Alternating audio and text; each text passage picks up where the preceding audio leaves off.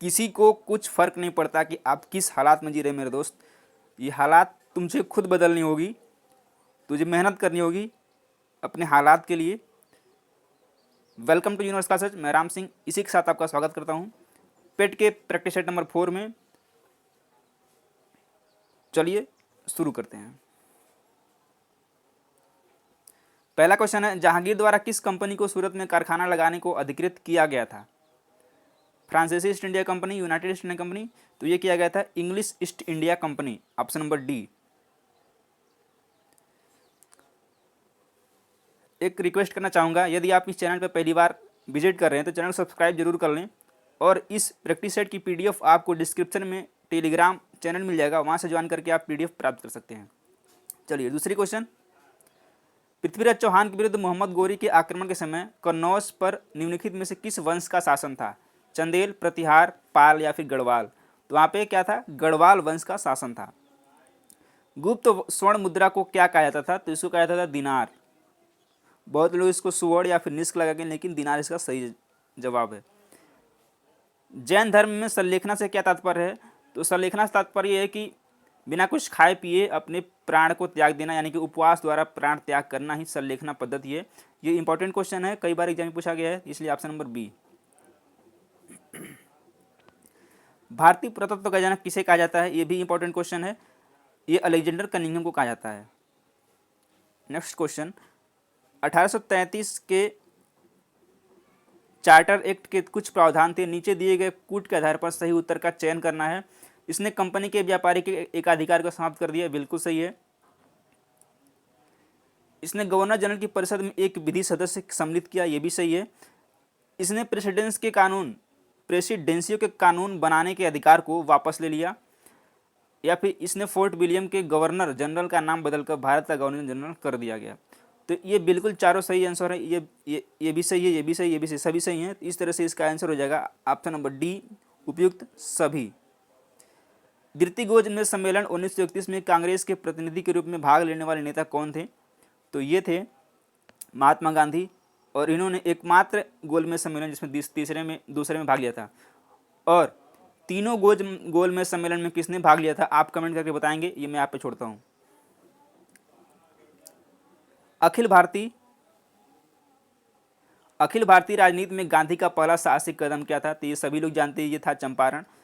या फिर you question इस तरह से पूछ सकता है कि गांधी जी का भारत में सबसे पहला सत्याग्रह कौन सा था? तो वो था चंपारण सत्याग्रह। बंगाल विभाजन करने वाला गवर्नर जनरल कौन था? तो था झंडूबाम करजन, ऑप्शन नंबर ए। 1857 में किसने इलाहाबाद को आपातकालीन मुख्यालय बनाया था? तो किसने बनाया था? तो ये बनाया था कैनिंग ने ही। बेसिकली कैनिंग के समय ही ये विद्रोह हुआ था, तो ये कैनिंग ही बनाएगा ना, ऑप्शन नंबर ए।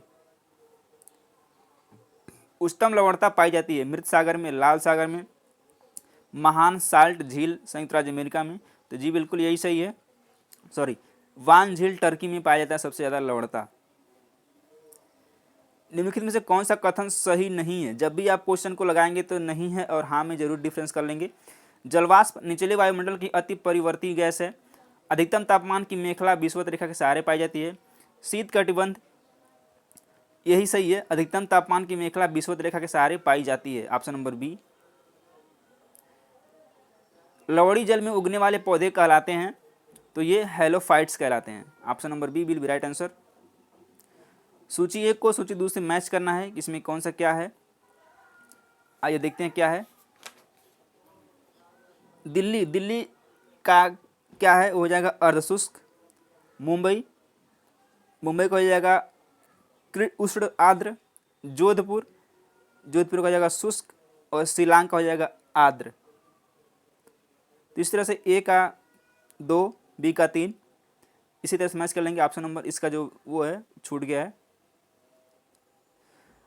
2011 की जनगणना के अंतिम आंकड़ों के अनुसार भारत का द्वितीय सर्वाधिक जनसंख्या वाला राज्य कौन सा है? तो यह है महाराष्ट्र। नंबर 1 पे है यूपी। एंट्री पार्ट व्यापार से क्या तात्पर्य है? तो यह है निर्यात के लिए आयात की गई वस्तुएं, ऑप्शन नंबर डी।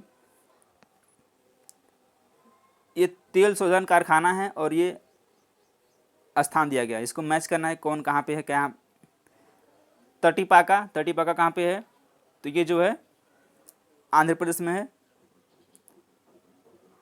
कोयली, कोयली जो है ये गुजरात में है।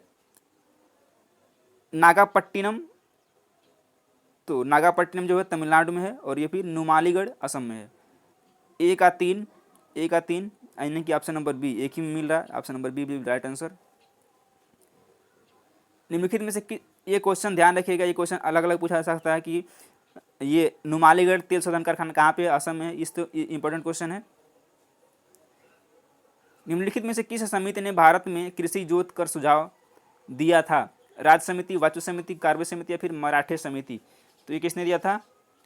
ये दिया था राज्य समिति ने। बैंक दर का आशय क्या है, यानी कि बैंक दर क्या होता है?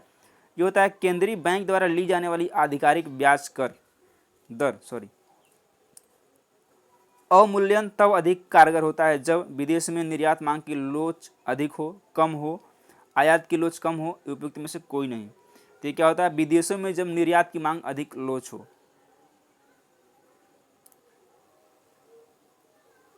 न्यूनतम जनसंख्या कितनी है जिसके नीचे 73वें संशोधन अधिनियम के उपबंध के अनुसार मध्यवर्ती स्तर पर पंचायतें गठित नहीं की जा सकती?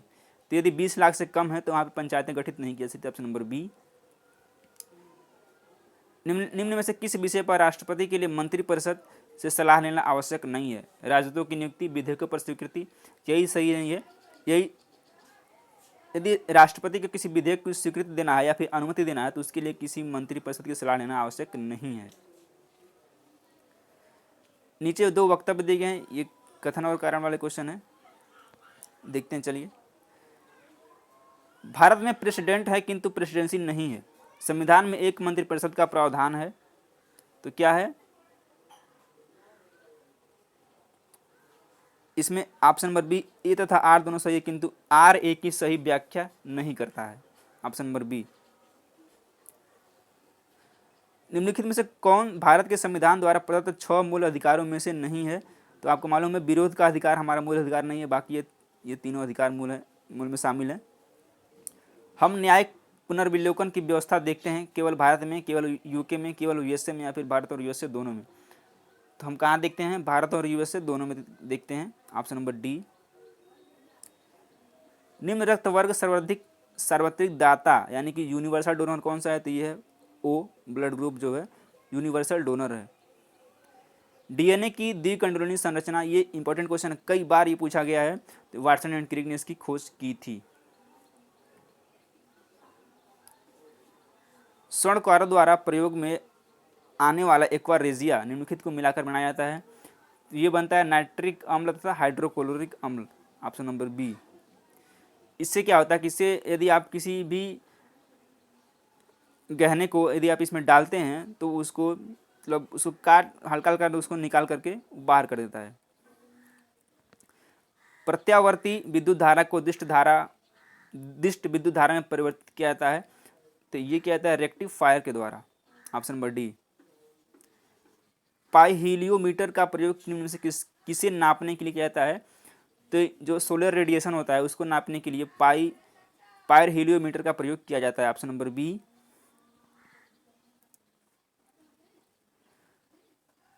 तुलसीदास द्वारा रचित रामचरितमानस में कितने कांड हैं? तो इसमें 7 कांड हैं। माता पिता लोहे के चने चबाकर बच्चों को पढ़ाते हैं, ये बिल्कुल सही बात भी है कि जो भी मिडिल फैमिली से होंगे वो जानते होंगे कि उनकी फैमिली, उनके पिता या फिर उनके माता कितनी मेहनत से उनको पढ़ाते हैं। चलिए, इसका जो आंसर हो जाएगा बहुत कठिनाई झेलना। मतलब नेक्स्ट क्वेश्चन में बढ़ते हैं। निम्नलिखित वाक्य में शुद्ध वाक्य को पहचानिए। राधा घर नहीं है, ये होगा राधा घर पर नहीं है। राम पाठशाला बैठा है, ये बिल्कुल गलत है। आप और सुने होंगे, ये भी गलत है। ये भी होगा मैंने एक नाटक का अनुवाद किया। Option number D. अन्न अन्य यानी एक अन्न होता अनाज, एक अन्न होता दूसरा। ऑप्शन नंबर यही सही हो जाएगा। इनमें से कौन सा शब्द सरस्वती शब्द का समानार्थी नहीं है? बागेश्वरी बिल्कुल है, शारदा है, वाणी है, सुधी नहीं है। इस तरह से ऑप्शन नंबर सी।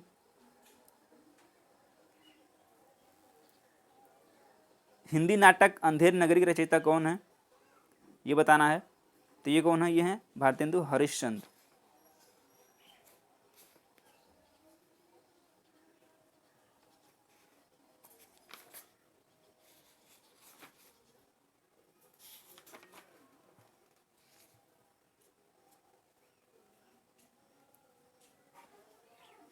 हिंदी नाटक अंधेर नगरी के रचयिता कौन है, ये है भारतेंदु हरिश्चंद्र। मधुबनी कला कहाँ प्रसिद्ध थी, तंजौर, हैदराबाद, मिथिला, फिर भुवनेश्वर। तो ये प्रसिद्ध थी मिथिला में। दोस्तों हम इसमें पैसेज भी शामिल किए हिंदी का 2, जो कि इंपॉर्टेंट है। निम्नलिखित में से क्या एक ग्रीन हाउस गैस नहीं है, ये जो कार्बन मोनोऑक्साइड है ये ग्रीन हाउस गैस नहीं है। सर्वप्रथम पारिस्थितिकी तंत्र का प्रयोग किसने किया था, किया था एजे टांसले ने।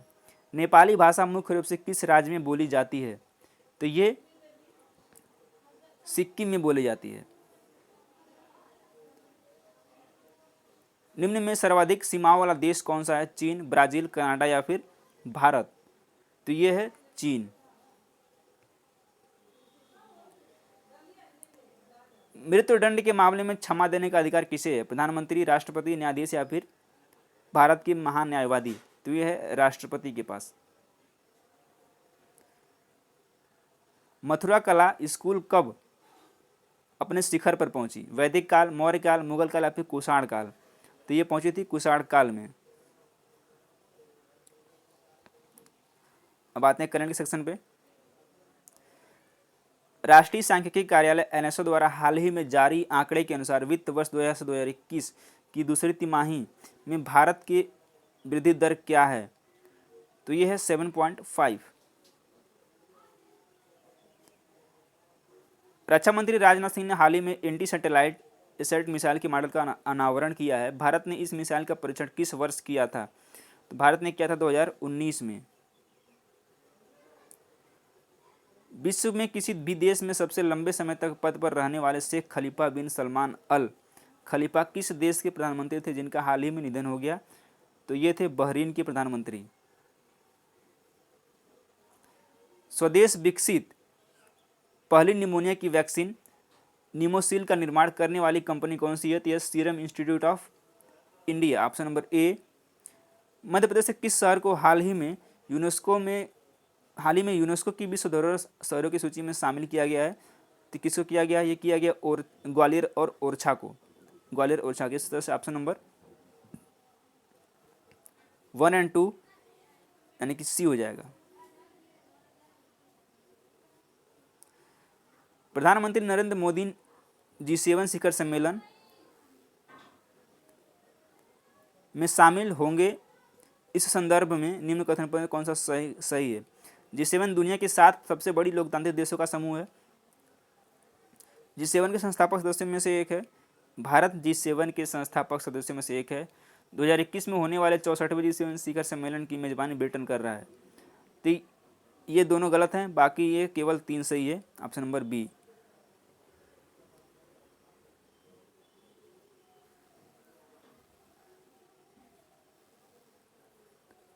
मुक्त आकाश संधि ओपन ट्रीटी हाल के दिनों सुर्खियों में रहा है। इस संधि के संदर्भ में कौन सा कथन सत्य है। यह संधि अमेरिका और रूस सहित 35 देशों के बीच हवाई निगरानी से संबंधित है। रूस और अमेरिका इस संधि से अलग हो गया है। इस संधि में नाटो के सदस्य देश भी शामिल हैं। तो ये क्या है, इसमें 1, 2, 3 यानी कि तीनों सही आंसर है। आपदा प्रबंधन में योगदान के लिए किस संस्था को सुभाष चंद्र बोस आपदा प्रबंधन पुरस्कार 2021 प्रदान किया गया है, तो ये किया गया है किसको, ये किया गया है sustainable environment and ecological development society, seeds short में बोल सकते हैं। भारत ने हाल ही में VLS रैम मिसाइल का सफल परीक्षण किया है। इस मिसाइल के संदर्भ में निम्न में से कौन सा कथन सत्य है। DRDO ने इसे देश में ही डिजाइन और विकसित किया है।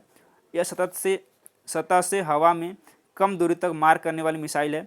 यह मिसाइल विशेष तौर पर नौसेना के लिए डिजाइन किया गया है। तो ये क्या है, ये तीनों ही कथन सही हैं। इस तरह से option number D will be right answer. Company निगमित के दूसरा संशोधन नियम 2021 के अनुसार अनिवासी भारतीय एनआरआई के रूप में माने जाने वाले भारतीय मूल के व्यक्ति के लिए भारत में रहने की न्यूनतम अवधि क्या है? तो कितनी है? 120 दिन। निम्न में से किस भारतीय संस्था को हाल ही में संयुक्त राष्ट्र का एशिया एनवायरमेंट इन्फोर्समेंट अवार्ड 2020 से सम्मानित किया गया है? तो किसको किया गया? ये किया गया है वन्य जीव अपराध नियंत्रण ब्यूरो VCCB को।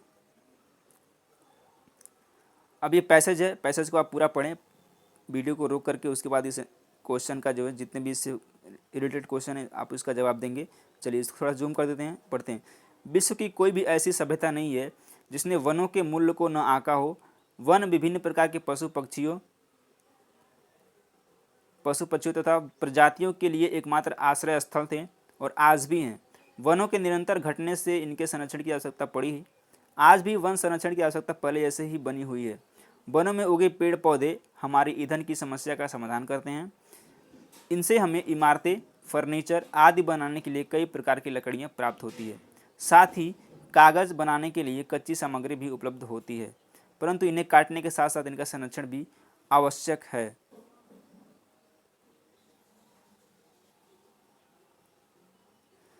पेड़ पौधे वर्षा कराने में सहायक बनकर पर्यावरण की रक्षा करते हैं। वहीं इनमें कार्बन डाइऑक्साइड जैसी विषैली गैस को सोखने की भी क्षमता होती है, जिससे हवा में गैसों का संतुलन बना रहे। ऐसा करके वे हमारी पृथ्वी को सुरक्षित रखते हैं। पर्यावरण की रक्षा के साथ साथ हमारी सिंचाई और पेयजल की समस्या का समाधान भी वनों के संरक्षण से ही संभव हो सकता है। वनों के कारण ही नदियां अपने भीतर जल की अमृत धार संजोकर प्रवाहित हो रही हैं। तो ये रहा पैराग्राफ। और आइए देखते हैं क्वेश्चन से रिलेटेड क्या है। वनों का मूल्य आंकने का अर्थ क्या है? वनों का महत्व समझना, वनों को अत्यधिक काटना। तो ये आप जब पैराग्राफ पढ़ेंगे तो इसमें मिलेगा वनों के महत्व का समझना, यानी कि वनों का मूल्य आंकने का अर्थ यही है। ऑप्शन नंबर ए। आश्रय स्थल से अभिप्राय क्या है? भोजन का स्थान, घूमने का स्थान। तो आश्रय स्थल का स्थान है, अभिप्राय है रहने का स्थान। वनों के संरक्षण से अभिप्राय क्या है? वनों को काटना बिल्कुल नहीं, वनों को फैलाना ये भी नहीं है, वनों को साफ करना ये भी नहीं है, यह है वनों को बचाना। वन पर्यावरण रक्षा किस प्रकार करते हैं? तेज हवाएं चलाकर। तो वन पर्यावरण की रक्षा वर्षा कराने में सहायक बनकर करते हैं। ऑप्शन नंबर सी।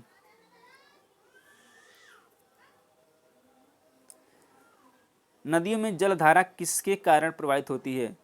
तो ये होती है वनों के कारण। तो फ्रेंड्स ये रहे आपके प्रैक्टिस सेट, जिसमें हमने मैथ को छोड़ दिया है और इंग्लिश छोड़ दिया, बाकी जीके और हिंदी का पोर्शन पूरा कवर किया गया है। उम्मीद करते हैं कि ये वीडियो पसंद आएगा। यदि वीडियो पसंद आया तो वीडियो को लाइक करें, चैनल को सब्सक्राइब करें और वीडियो को शेयर करें।